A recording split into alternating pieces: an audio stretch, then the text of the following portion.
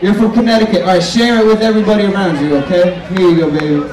People come to the nation's capital for many reasons: national monuments, the Cherry Blossom Festival, and now marijuana. The more that the state legislatures and the Congress see that we are willing to gather, the sooner weed will be off the list of substances for which you can be arrested. DC is celebrating National Weed Day with the first national cannabis festival in the history of the city.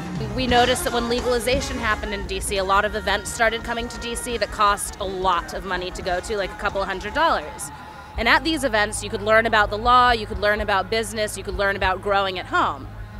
So that was all great, but we realized that the people that the laws in DC were meant to help with Initiative 71, the lower income communities, weren't at these events. And so they decided to put on a big community event that was reasonably priced and accessible to everyone. The festival was held at RFK Stadium in Southeast DC, and nearly 5,000 hemp farmers, hipsters, stoners, or just people looking to have a good time gathered at the festival this year. And we need to educate instead of incarcerate.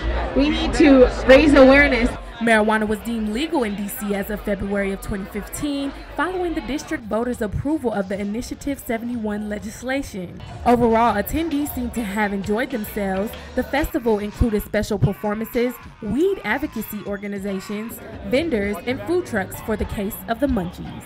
For Howard University News Service, I'm Maisha Miller.